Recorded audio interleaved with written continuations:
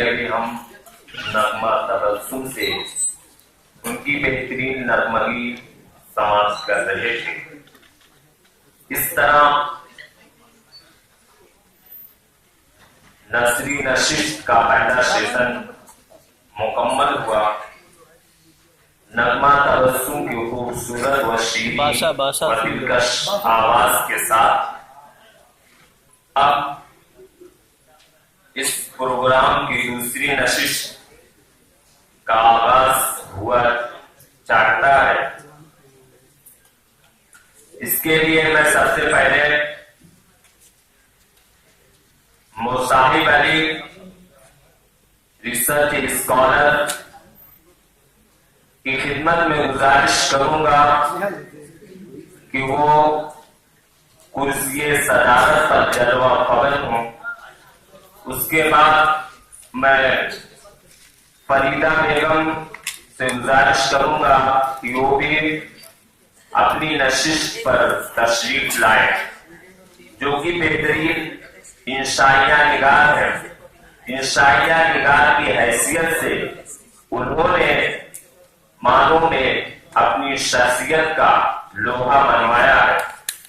उसके बाद aesthetic sense, एहसास जमाल की कैफियत से लबरेज और अपने गिरदो आतराफ के माहौल से हुस्न जमाल की तस्वीर कशी करने वाले शख्स का नाम सैफुल इस्लाम है। उनसे भी मैं गुजारिश करता हूं कि वो भी अपनी नशिस्त पर तशरीफ लाए। उसके बाद मैं जर्रार अहमद साहब से भी गुजारिश करूंगा कि जो इंशाइया के बाजीगर कहे जाते हैं कि वो आए और अपनी नशिस्त पर तशरीफ लाए। रिजवान अहमद साहब का नाम भी अफसाने के लिए है, वो भी आए और अपनी नशिस्त पर जलवा अफरोज हो। मुसाहिब अली की सदारत में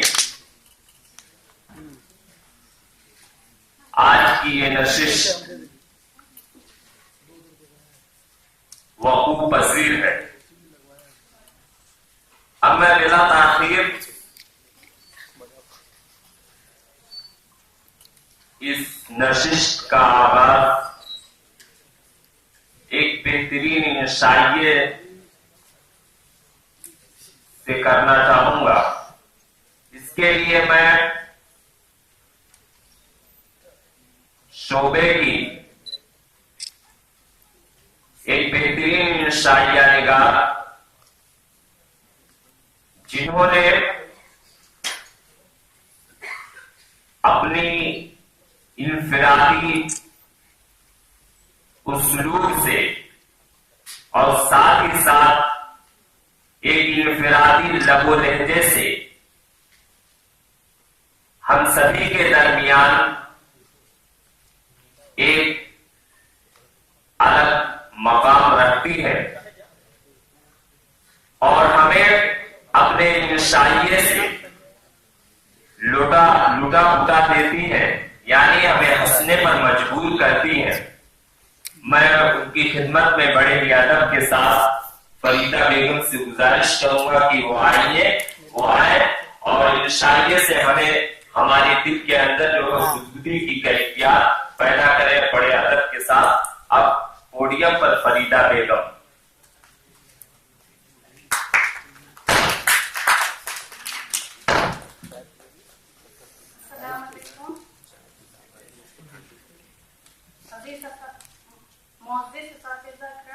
और अजीज दोस्तों, अस्सलाम वालेकुम। मेरे इंशाइये का मौजू है उफ ये आफत की घड़ियां, मोटे और मोटियां। कहते हैं कि दुनिया में खुदा ने ख्वातीन को जितना खूबसूरत बनाया उतना ही अजीब व गरीब भी बनाया। ये मानना आम है कि जो औरतें रंज व गम में मुब्तला होती है वो ज्यादा खाने लगती है। इस बात की तारीफ मुश्ताक अहमद यूसुफी भी करते हैं और इनके सामने इस नाचीज की क्या अहमियत। लोग कहते हैं औरतें खामखा बात का बतंगड़ बनाती है और जरा सी बात पर वाविलात मचा कर रोने धोने लगती है। इस पर बस नहीं, गम गम में मुब्तला होकर उल्टा सीधा खाकर अपने आप को मोटापे के दलदल में ढकेलती है। एक न शुद्ध दो अशुद्ध। अब बेचारे मर्दों की सुनिए। ऐसी खवातीन के बारे में वो कहते हैं कि नाफिसुल अक्ल औरतें अपने मोटापे को कम करने की सोचती ही नहीं, मुफ्त का मार उड़ाती जाती है। नफीर रोजा रखकर या योगा करके अपने मोटापे पर काबू पा सकती है, लेकिन इन्हें सिर्फ दोष देना आता है। इन अक्लमंद मर्दों से कहना चाहिए कि औरत के मोटापे को कम करने के बजाय इन्हें दर्द और गम देना बंद करके विचार और तवज्जो दे तो हर औरत ऐश्वर्या बन सकती है।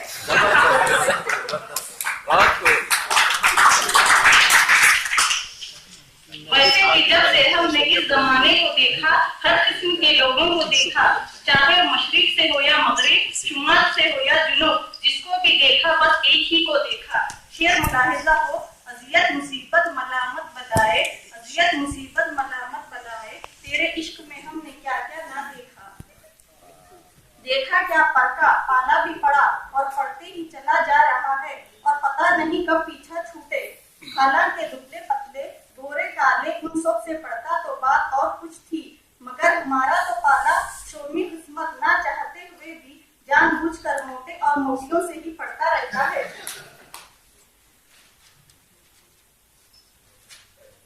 अनाज में दाल तरकारी वगैरह के कई अक़साम होते हैं और अलग अलग दाम भी, लेकिन जहाँ तक मोटे और मोटियों की बात करें तो इनके दाम तो नहीं होते, मगर अलग अलग वजन और ढील ढोल को देखकर हम उनके कई अक़साम जरूर कर सकते हैं। जैसे कुछ मोटों को देखकर हमें फौरन कद्दू की याद ताज़ा हो जाती है, तो इनके मोटापे को कद्दू मोटापा कह सकते हैं। जबकि कुछ लोग जिस्मानी एतबार से इतने मोटे होते हैं कि इन्हें देखकर डर लगे, मगर अंदर से बहुत खुशबुसे होते हैं, जैसे बड़ा गुब्बारा। कुछ लोग तो मोटों को नए नए खिताबात से नवाजते हैं, मगर हम आपको बता दें कि दूसरों के अता करदा खिताबात को इस्तेमाल करना हमें हरगिज पसंद नहीं। इसलिए हमने बजाते खुद इन्हें एक खिताब दिया है, वो है बुलडोजर। आपको पसंद आए या न आए, लेकिन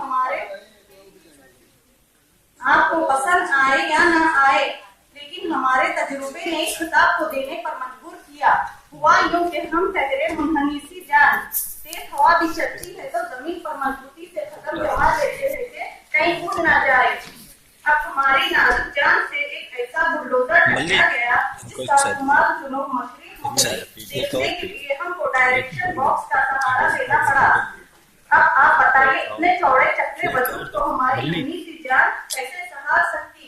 चारों खाने जीत, लेकिन हमारी माँ का जितना शुक्रिया अदा किया जाए कम है, जिन्होंने मलाईदार दूध और रसली की खिलाकर हमारी हड्डियों को इतना मजबूत कर दिया है कि आज उस बुलडोजर के नीचे आने के बाद भी हम आपके सामने इंतजार किए खड़े हैं।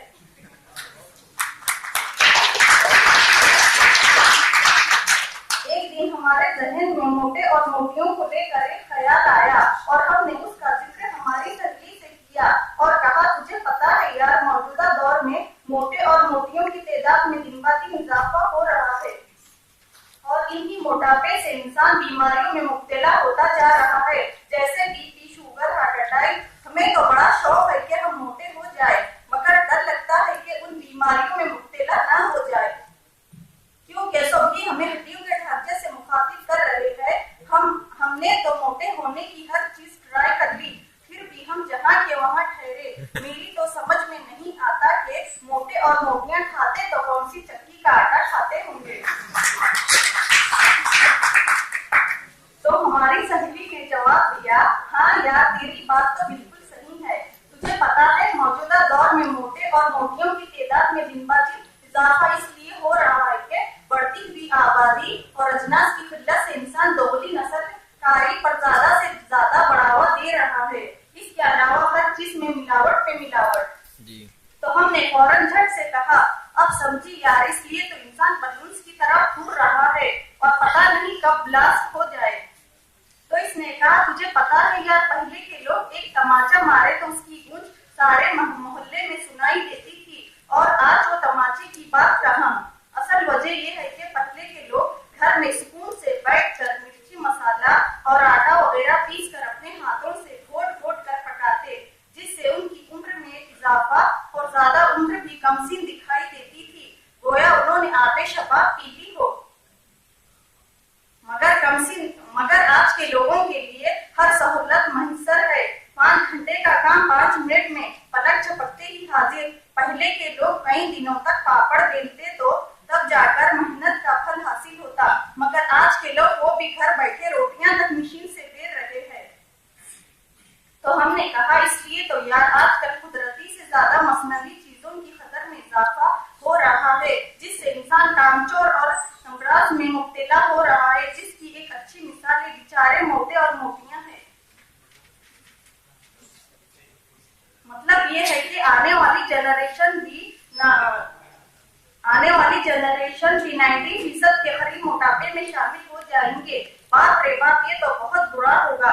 तो हमारी सहेली ने कहा इसलिए तो मौजूदा दौर में टेलीविजन और अखबारात के जरिए फैट्स कटर के नुस्खे अपनाए जा रहे हैं। तो हमने कहा वो नुस्खे मोटों को छोड़कर दुबले पतलों को भी दिए जा रहे हैं। तो हमारी सहेली ने कहा मैं समझी नहीं। तो हमने कहा तुझे पता है यार, हम एक मर्तबा किसी रास्ते से गुजर रहे थे तो एक शख्स ने हमारे हाथ में एक पैम्फलेट लाकर थमाया। इस पर लिखा था मोटापे को कम करने का सबसे पहले फ्री चेकअप। अब हम इसे कैसे कह सकते कि अरे बेवकूफ, हम तुझको कौन से एंगल से मोटे दिखाई दे रहे हैं।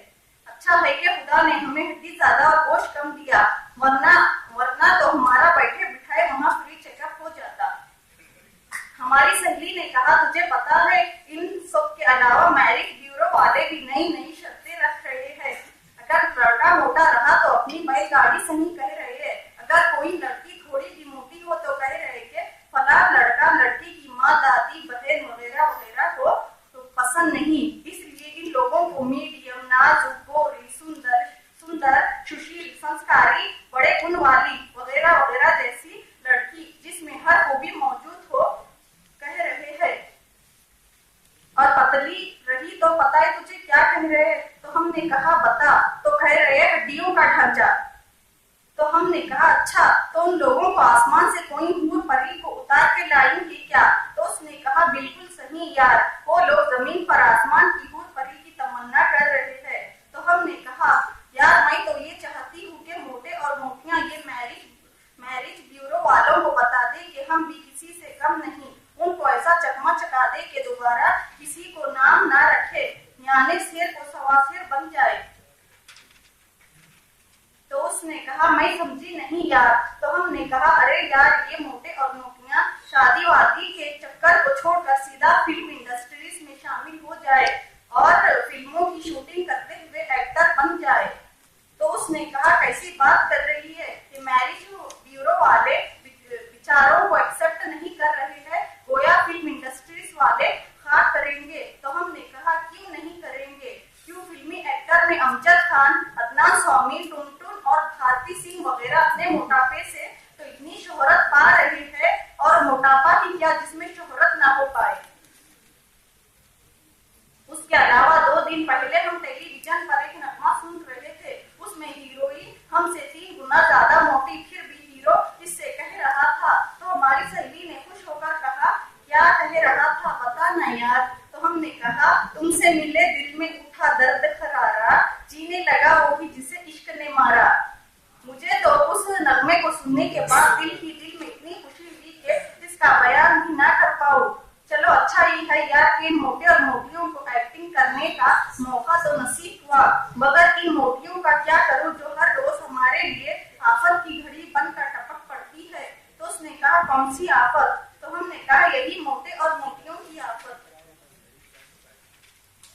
वैसे भी अच्छा हुआ कि हमारा पाला मोटों से कम और मोटियों से ज्यादा पड़ा, क्योंकि जब से अच्छे दिन आए बस में लेडीज और जेंट्स के स्पेशल कैबिन आए तो वो मोटे इलायदा ही अपना ठिकाना इख्तियार कर गए, मगर ये मोटियां तो हमारे पीछे हाथ धोकर पड़ गई। वो इस तरह के हम जब भी बस के इंतजार में बैठते हैं, बस बहुत देर से बैलगाड़ी की तरह आती है तो अपने साथ मोटियां जरूर लाती है। फिर हम बस में बैठते नहीं कि मोटी बड़ी आधी सीट पर अपना रात जमाए सरकती जाती है, उसे दूसरों की क्या परवाह, खुद आरामदार ही आरामदार। फिर भी हम सीट पर एडजस्ट करके बैठ जाते हैं, वो भी चूहे की तरह दपक कर। मोटी सीट पर अपना राज जमाए हुए सरकती जाती है तो हम फिसल बंडे की तरह सीट पर बैठ जाते हैं। फिर उसके बाद हम ठहरना ही मुनासिब समझे, झट से उठे और डंडे को पकड़कर ठहर भी ना पाए थे कि एक स्टॉप पर बस रुकी। रुकते ही एक और मोटी चढ़ी तो हमने अपने दिल में कहा, एक और मोटी से साबिका कुछ कम था, ये दूसरी मोटी कहाँ से टपकी। वो आए इस कदर जैसे बस में उजाला हो गया। ड्राइवर ने कहा, मैडम जी अंदर जाइए। तो हमें आया बड़ा गुस्सा, अगर मैडम की जगह मोटियो जी अंदर जाओ कहता तो ये मोटी दोबारा बस में नजर न आती। फिर वो आहिस्ता आहिस्ता हमारे करीब आकर धक्का दी तो हमने अपने बैलेंस को गिरते गिरते संभाला। वैसे भी हम हवा का झोंका जो है। इसके बाद बस ब्रेकों पर ब्रेका मारी तो मोटी हमारे ऊपर तो आकर नहीं गिरी, मगर थोड़ा धक्का लगा तो हमें महसूस हुआ जैसे बिजली के तार ने पकड़कर छोड़ा हो। हम उसके एक ही झटके से किसी के गोद में जाकर झूला झूलने लगे तो उस कमबख्त ने भी कहा, क्यों आज खाना नहीं खाकर आई, अपने आप को संभालो। तो हमने फट से कहा, हम तो संभल कर ठहरे थे, मगर ये मोटियो जी ने हमें ऐसा धक्का मारा कि हम क्या हमारे जैसे लोग भी खुद को ना संभाल सकेंगे। इसके बाद हमारे दिल में ख्याल आया, खुदा ने अगले जन्म में तुम्हारे जैसा मोटी अम्मा बनाया तो सूद समेत हिसाब बराबर करूंगी। इसके बाद तो मोटी हमारे करीब आकर ठहरी तो हमें उससे ज्यादा खुशी और क्या हो सकती थी। हमारे दिल में एक ख्याल आया कि रात भर असाइनमेंट लिखने की धुन में नींद से हाथ धो बैठे, क्यों ना ठहरे ठहरे मोटियो जी के खांधे पर अपना सर टिका दे। ये सोचकर हम उसके खांधे पर सर टिकाए तो हमें गोया जन्नत ही जन्नत नजर आई। शेर मुलाहिजा हो, नींद उसकी है दिमाग उसका है, रातें उसकी है। नींद उसकी है दिमाग उसका है, रातें उसकी है। मेरी जुल्फे तेरे बाजू पे आरामदा हो गई और हम उस मोटी के खांधे पर ख्वाबों की दुनिया में खोते ही चले गए तो उसने हमें एक्सक्यूज मी कहकर जगा दिया। तो हम उसे घूरते हुए अलहदा होकर अपने दिल में कहा, ये मोटी अंग्रेजी भी जानती है, भलाई का तो जमाना ही ना रहा। इस मोटी ने हमारी मीठी नींद को तोड़ दिया। क्या बिगड़ता अगर हम कुछ देर इसके खांधे पर आराम करते। उसे तो मोटापा मुफ्त में मिला था, मगर ये आधे घंटे की नींद हमें 20 रुपए बस का टिकट देकर नसीब हुई थी। उससे पहले कि हमारा इंशाअल्लाह सुनकर आप मोटे हो जाए, मेरा